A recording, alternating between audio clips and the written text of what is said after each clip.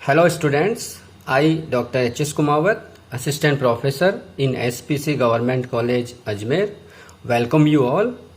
Today I am going to deliver a lecture on issue of shares. Shares, forfeiture and reissue of shares. Issue of shares आपने 11th class और senior class में पढ़ा होगा कि एकाकी व्यापारी होता है, पार्टनरशिप फर्म होती है, कंपनी होती है। तो हर बिजनेस को करने के लिए कैपिटल मनी की आवश्यकता होती है। तो जैसे सोल प्रोप्राइटरशिप है, एकाकी व्यापारी है, तो वह अपने घर से यानी वही पूंजी लाएगा। तो समस्त पूंजी कौन लाता है? एकाकी व्यापारी, सोल प्रोप्राइटरशिप।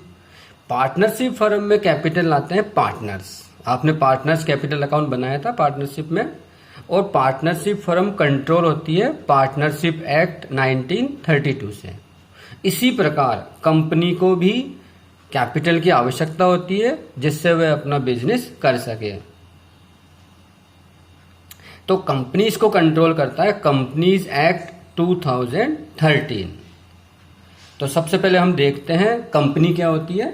तो सेक्शन 220 में डेफिनेशन दे रखी है of the company. What is the company? Company means A company incorporated under the companies act 2013 और under any previous company law. क्योंकि 2013 से पहले कंपनीज एक्ट 1956 था और उससे पहले भी कंपनीज एक्ट रहे हैं, इसलिए ये बोल रहा है under any previous company law. उसके अंतर्गत कोई कंपनी इनकॉर्पोरेटेड हुई है तो वह भी कंपनी होगी। फिर कंपनी को डिवाइड कर रखा है private company, public company, so on. तो हम देखते हैं what is the private company. अभी हम कंपनी के बारे में देख रहे हैं कंपनी क्या होती है। तो प्राइवेट कंपनी सेक्शन 268 में डिफाइन कर रखा है। Private limited company means company having a minimum paid up share capital of ₹1 lakh या such higher paid up share capital, यानी मिनिमम उसकी 1 लाख रुपीज शेयर कैपिटल होनी चाहिए। बट आर्टिकल्स में रेस्ट्रिक्शन लगे हुए हैं। Restricts the right to share its transfer means private company अपने शेयर्स को ट्रांसफर नहीं कर सकती, यानी उसको राइट नहीं है शेयर ट्रांसफर का। Except in case of one person company limits the company of its member to 200। मतलब इसके मेंबर्स जो कंपनीज मेंबर्स है, शेयर होल्डर्स है, उसकी मैक्सिमम लिमिट दे रखी है 200। A private company can not invite और accept any deposit from the public. जैसे दूसरी कंपनी शेयर इशू करती है, पब्लिक से डिपॉजिट करती है, लेकिन प्राइवेट कंपनी कभी भी पब्लिक से डिपॉजिट नहीं एक्सेप्ट कर सकती। पहले प्राइवेट कंपनी एफडी भी डिपॉजिट करती थी, अब आफ्टर द कंपनीज एक्ट 2013 अब वह एफडी भी यानी any type of deposits private company not accepted. Now public company define under section 271। Public company means A company which is not a private company. बिल्कुल simple define कर रखा है। जो private company नहीं है वह पब्लिक कंपनी है। Has a minimum paid up share capital of ₹5 lakhs, यानी उसकी minimum paid up share capital होगी 5 लाख रुपीज और higher. Provided that A private limited company which is a subsidiary of public company shall also be deemed as public company. यानी कोई private limited company है और वह किसी पब्लिक कंपनी की subsidiary company है तो फिर वह प्राइवेट कंपनी भी पब्लिक कंपनी मानी जाएगी। अब हम देखते हैं what is the share capital. क्योंकि अभी बताया ना एकाकी व्यापारी को भी कैपिटल की आवश्यकता है और पार्टनर्स को भी अपना बिजनेस चलाने के लिए कैपिटल की आवश्यकता है। इसी प्रकार कंपनी एक तो लार्ज स्केल पर बिजनेस करती है और दूसरा उसको भी कैपिटल की आवश्यकता होती है। तो वह अपनी कैपिटल कहाँ से अरेंज करेगी? तो वह पब्लिक कंपनी शेयर इशू करती है और शेयर से जो पैसा आता है उससे वह बिजनेस रन करती है। तो हम देखते हैं what is the share capital.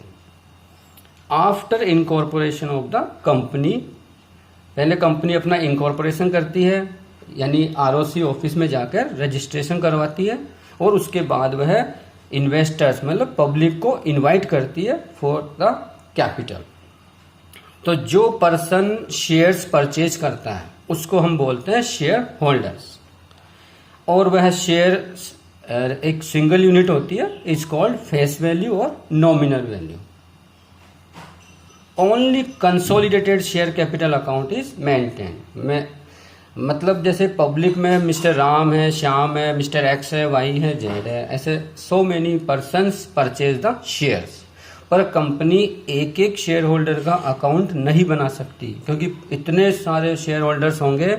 यदि उनका एक एक शेयर होल्डर का अकाउंट मेंटेन करने लगी कंपनी, तो फिर कितने अकाउंट्स हो जाएंगे। इसलिए कंपनी एक एक शेयर होल्डर्स का पर्सनल अकाउंट ओपन नहीं करती है, केवल वह शेयर कैपिटल अकाउंट इसी नाम से एक अकाउंट बनाती है, और उसको हम बोलते हैं शेयर कैपिटल अकाउंट। अब शेयर्स भी 2 टाइप्स के होते हैं, इक्विटी शेयर कैपिटल और इट में भी प्रेफरेंस शेयर कैपिटल। प्रेफरेंस नाम से ही क्लियर है, प्रेफरेंस शेयर कैपिटल, यानी इन शेयर्स को कुछ प्रेफरेंस मिली हुई है। कौन कौन से प्रेफरेंस है? एक तो डिविडेंड की, यानी कंपनी को जब प्रॉफिट होता है तो कंपनी पब्लिक को, जिन्होंने इन्वेस्ट किया है, शेयर्स परचेज किए हैं, उनको कंपनी क्या करती है? डिविडेंड पेमेंट करती है। क्योंकि कोई भी पर्सन अपना मनी कंपनी में लगाएगा तो कुछ एक्सपेक्ट करता है वो कि मुझे कुछ इंटरेस्ट मिले, डिविडेंड मिले, इसलिए तो कंपनी जो पब्लिक ने इन्वेस्ट किया उसके बदले कंपनी उनको डिविडेंड देती है। तो प्रेफरेंस शेयर होल्डर्स को पहले डिविडेंड मिलेगा, और यदि बचेगी राशि तो उसके बाद इक्विटी शेयर होल्डर को डिविडेंड मिलता है, यानी इनको प्रेफरेंस मिलती है डिविडेंड में। इसी प्रकार जब कंपनी समापन में चली जाती है तो सबसे पहले प्रेफरेंस शेयर होल्डर, यानी कंपैरिजन करेंगे दोनों का, तो पहले प्रेफरेंस शेयर कैपिटल को रीपेमेंट मिलेगा। समापन के समय पहले इनको कैपिटल रिफंड होगी, और यदि कुछ राशि बचती है तो उसके बाद इक्विटी शेयर कैपिटल को रिफंड की जाएगी। इक्विटी शेयर होल्डर्स को बाद में दी जाती है, पहले इनको प्रेफरेंस शेयर होल्डर्स को अमाउंट रीपेमेंट की जाती है।